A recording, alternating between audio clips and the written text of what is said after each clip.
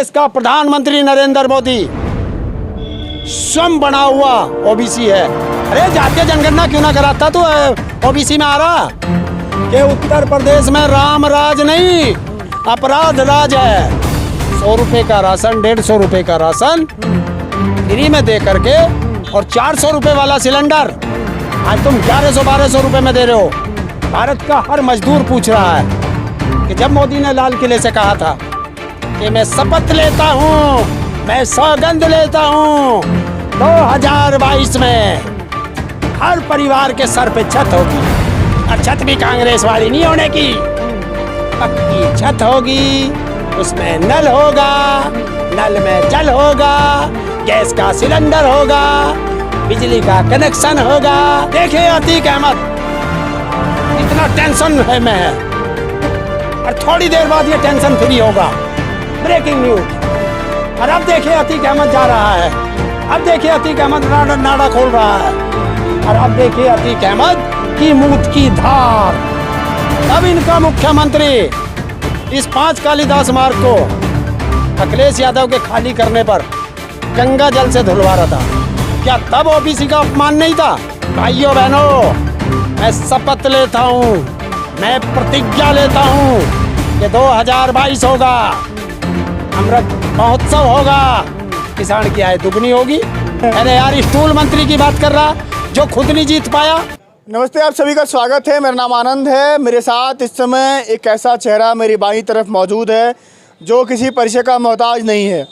नाम है हरिंदर ताऊ। आप जानते हैं किसान आंदोलन चल रहा था, वहाँ पर लगातार 13 महीने तक सरकार के खिलाफ जो बिल आए थे उसके खिलाफ धरने पर बैठे रहे। उसके बाद से अंत में किसानों की जीत होती है, तमाम कहानियाँ हैं। लेकिन आज इनसे बातचीत होगी क्योंकि 24 का चुनाव आने वाला है। 24 में चुनाव को लेकर के बीजेपी एक तरफ से अपनी तमाम जगहों में रणनीति बना रही है।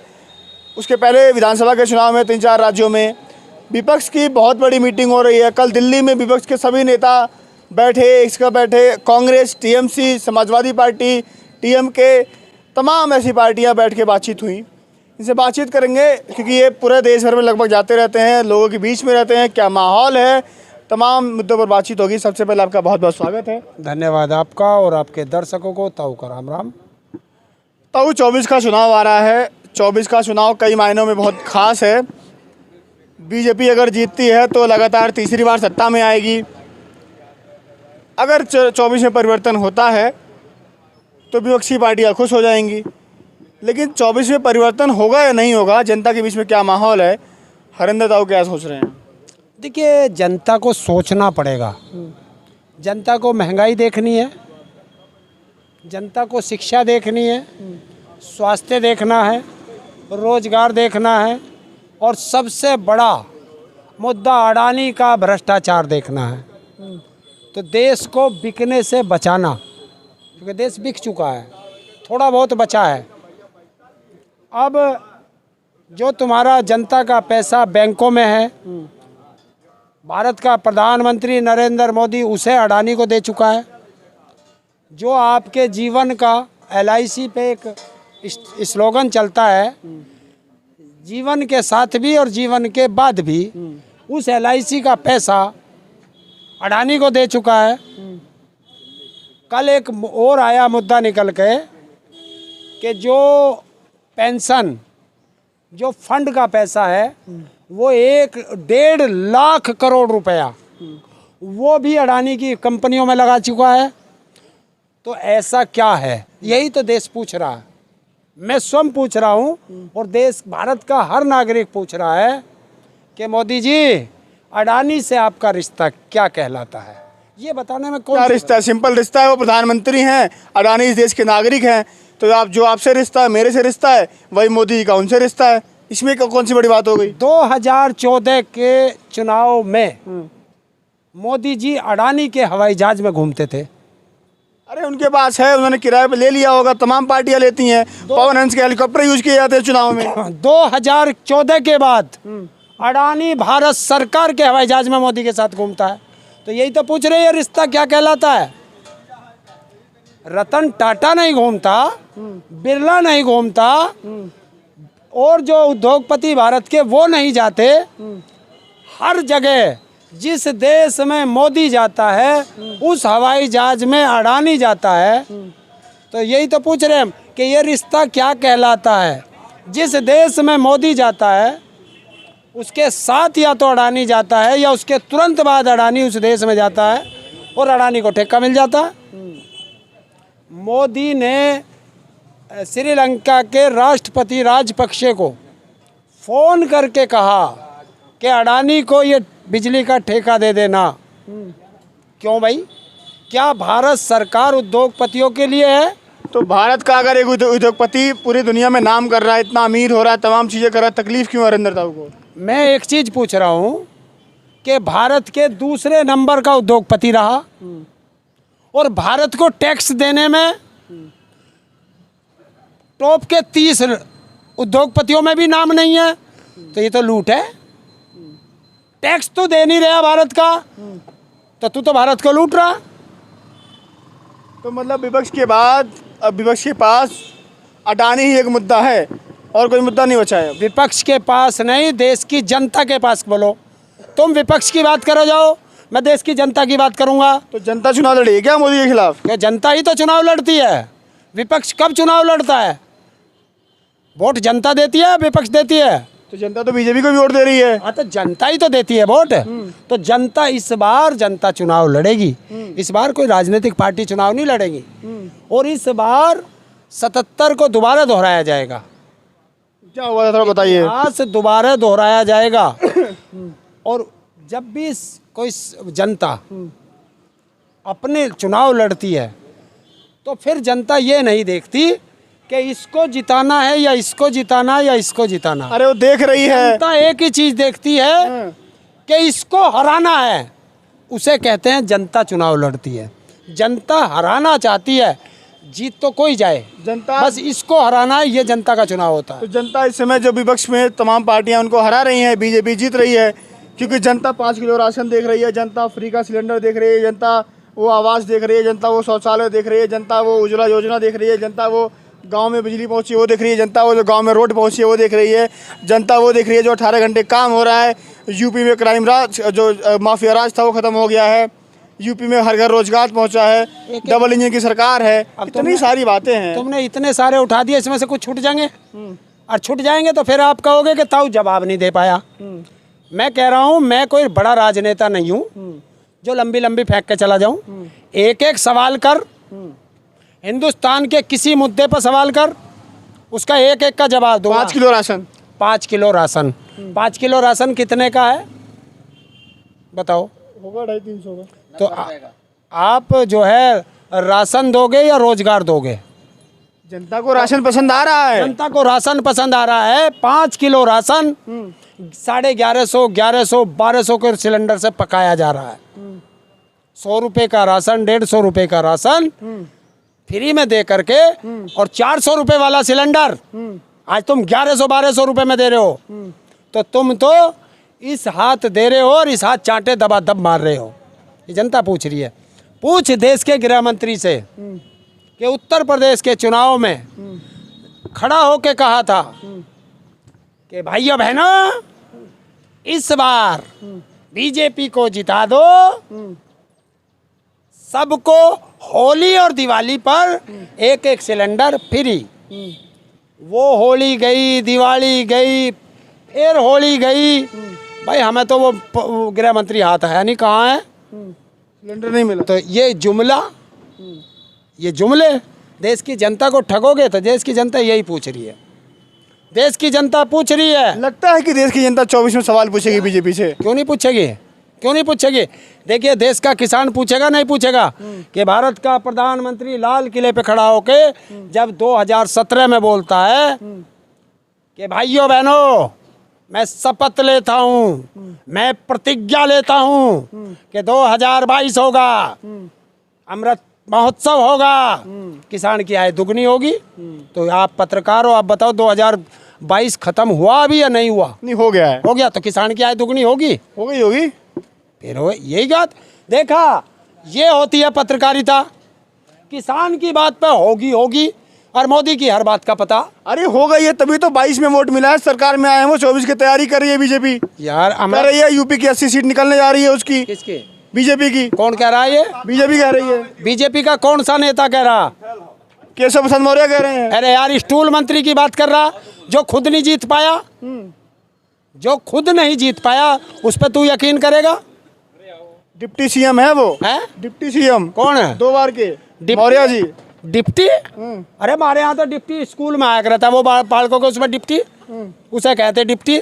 भारत के संविधान में कहीं है डिप्टी सीएम का पद? है? तो इसीलिए तो मैं कहता हूँ स्टूल मंत्री है। संविधान पे बात कर मेरे से। भारत का हर मजदूर पूछ रहा है कि जब मोदी ने लाल किले से कहा था कि मैं शपथ लेता हूँ, मैं सौगंध लेता हूँ 2022 में हर परिवार के सर पे छत होगी, और छत भी कांग्रेस वाली नहीं होने की, पक्की छत होगी, उसमें नल होगा, नल में जल होगा, गैस का सिलेंडर होगा, बिजली का कनेक्शन होगा, उसमें एलईडी होगी। बता मोदी जी, हिंदुस्तान में होगी या अमेरिका में होगी? जवाब दे। हुआ क्या? तो वो गांव का मजदूर जूता लेके तैयार बैठा है, बीजेपी वाले चले तो जाओ। अब क्या? यही आप लोग कह रहे थे 22 के चुनाव में कि बीजेपी वाले को गांव में घुसने नहीं देते हैं। अब बीजेपी वाले गांव में घुस से भी वोट ले आए, सरकार बना ली उन्होंने 22 में। यार देख, बात सरकार की बात कर तू। तने देखा तने देखा कि एक प्रस्तावक लखीमपुर खीरी में महिला के कपड़े कैसे पटे? शायद वो सीन रामायण के, उसे महाभारत के बाद पहली बार हुआ था। हैं? और तेरा राम राज्य वाला मुख्यमंत्री कहाँ खड़ा था? बोला उस पे कपड़े फाड़ने वाले कौन थे? बीजेपी के। तने देखा विधायकों को टिकट नहीं भरने दिया? देखा एमएलसी के चुनाव में चांटे लगाए विपक्ष वालों के? तूने देखा कि वहाँ जब वोटिंग हो रही है, गिनती, विपक्ष अगर इतना कमजोर है जो अपनी सीट नहीं भर पा रहा है, तो जनता की आवाज़ कैसे उठाएगा विपक्ष? क्यों? जब तेरे कनपट्टी पे एसएसपी या डीएम लगा देंगे पिस्टल, तेरी औकात है तू बोल जाएगा? तो ये तभी तो मैं कह रहा हूँ कि उत्तर प्रदेश में राम राज नहीं, अपराध राज है। कल अतीक जा रहे थे, जैसे ही गाड़ी यूपी में घुसी चर्चा हो गई क्या? कि गाड़ी पलट सकती है, गुंडे कांप रहे हैं। अतीक जैसे गुंडे, अतीक नाम चलता था, वो भी कांप रहे हैं। ये तुझे किसने बताई कांप रहे हैं या वो हो रहा? चर्चा में था, पर पूरे खबर में था। खबर में था। हैं? उसे तो मीडिया क्या हो भाई? हैं? वो मीडिया है। मैंने अपने जीवन में इतने नीचे गिरते हुए मीडिया को पहली बार देखा। ऐसा क्या बोल दिया मीडिया ने? क्या बोल दिया ऐसा? अभी तक जो बात मीडिया का काम था वो तो करते नहीं।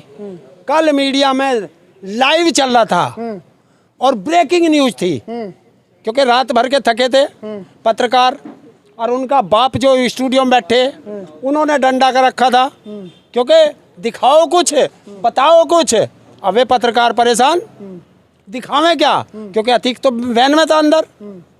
अब इत्तेफाक की बात है, सुबह होगी और वैन रुकी, उन्होंने सोची कैमरे चली रहे, ब्रेकिंग न्यूज, ब्रेकिंग न्यूज। अब जनता ने देखा ब्रेकिंग न्यूज आ रही, क्या हुआ कि देखे अतीक अहमद कितना टेंशन है में है, और थोड़ी देर बाद ये टेंशन फ्री होगा। Breaking news. और अब देखिए अतीक अहमद जा रहा है, अब देखिए अतीक अहमद नाड़ा खोल रहा है, और अब देखिए अतीक अहमद की मूत की धार। ये चल रहा था। क्या ये मीडिया का काम है? डूब के मरने के लिए शर्म थी इस देश के मीडिया को? क्या इंटरनेशनल के मीडिया के लोग क्या कहते होंगे? और ये देखिए, अभी तो अगली एक बात भूल गए वे, उन्हें पता नहीं था कि अतीक अहमद मूतेगा, वरना वो एक डॉक्टर को लेके जाते कि देखिए अतीक अहमद ने पिछली बार 150 ml मूता था, आज अतीक अहमद ने 90 ml मूता है। और देखिए अतीक अहमद ने कि पहले सफेद मूता था, आज पीला मूता है। और देखिए अतीक अहमद ने जो मूता है उसका टेस्ट कैसा है ये मैं कह नहीं सकता। ये मीडिया का स्तर है तो उसे मीडिया कहोगे? जो दाढ़ी मजदूर 100 करोड़ की रिश्वत के आरोप में तिहाड़ जेल में रह के आया हो, वो देश को क्या बताएगा? जो पत्रकार पे मुकदमे दर्ज हो झूठी खबर फैलाने के, अफवाह फैलाने के, देश में का माहौल खराब करने के, वो पत्रकार देश को क्या बताएगा? अच्छा, 24 के चुनाव पर आते हैं। कोलकाता में समाजवादी पार्टी की बैठक हुई, क्योंकि समाजवादी पार्टी के जो नेता हैं, जो मुखिया हैं, वो इसमें पूरे देश में दौरा कर रहे हैं और उनको एक राष्ट्रीय नेता की छवि मिल गई है और राष्ट्रीय लेवल के नेता माने जा रहे हैं, क्योंकि वो जिस तरह से नीचे साउथ में गए, स्टालिन से मिले, केसीआर से मिले, ममता से मिले, नीतीश से मिले, तेजस्वी से मिले, गुजरात भी गए। वो क्या लगता है कि तीसरा मोर्चा बन रहा है क्या? देखिए आगे भाई, जो बीजेपी चाहती है उस पर तुम आ रहे हो, तुम तीसरा मोर्चा क्यों कह रहे हो? पहला मोर्चा क्यों नहीं कहते इसे? तीसरा कैसे कह दोगे मोर्चा? बीजेपी चाहती हो है कि तीसरा मोर्चा करके इनमें फूट बाड़ो रखो। तुम ये क्यों नहीं कहते कि बीजेपी के अपोजिशन में खड़े ये लोग हो रहे हैं? बात बनती नहीं है ना। क्यों नहीं बन रही? क्योंकि ममता कहती कभी मैं प्रधानमंत्री बनूंगी, नीतीश अलग दावेदार हैं, केजरीवाल अलग है, स्टालिन अलग है। अच्छा। अखिलेश जी के मन में भी आ जाता है। हाँ, कौन कह रहा? अखिलेश जी ने साफ कहा है कि मैं उस रेस में नहीं हूँ। उस पर तुम्हें विश्वास नहीं है, और दुनिया के झूठिस्तान वाले प्रधानमंत्री पे तुम्हें विश्वास हो जा। जो व्यक्ति स्वयं कह रहा है कि मैं उस रेस में नहीं हूँ, वो ये कह रहा है अखिलेश कि उत्तर प्रदेश वो प्रदेश है जो देश को प्रधानमंत्री देता है और हम अपनी मजबूताई से लड़ेंगे और प्रधानमंत्री देंगे। तो अगर अच्छी बात है, देखिए सारे राजनीतिक पार्टी जो लड़ती हैं वो जीतने के लिए लड़ती हैं, ये तो आपको भी पता। और एक राजनेता का काम क्या होता है कि अपने पड़ोसी के राज्यों से भी हमारे अच्छे संबंध हो, तो ये तो अच्छी बात है। अब थारा मुख्यमंत्री गुल्लू और कालू के चक्कर में पड़ा रहेगा, वो जाकर नफरत की भाषा बोलेगा, तो भाई उससे पड़ोसी राज्य का मुख्यमंत्री तो बात करे नहीं। आप कह रहे हैं कि अखिलेश जी यूपी में सीटें निकालेंगे। मौर्य जी का बयान आता है कानपुर में कि 80 सीट हम जीत रहे हैं, समाजवादी पार्टी अगर 4-5 सीट जीत जाए, अपनी सीट बचा ले, बहुत बड़ी बात होगी। उस मौर्य जी से एक चीज़ कह दे कि अगर तेरे में हिम्मत हो, एक दिन बोल रहा था जरा सा और फिर भाग गया। अरे जातीय जनगणना क्यों ना कराता तू ओबीसी में आ रहा? और उससे ही पूछ कि तेरा राष्ट्रीय अध्यक्ष कह रहा है कि ललित मोदी और नीरव मोदी और मेहुल चोकसी वे कब से ओबीसी में, मुझे बता दे।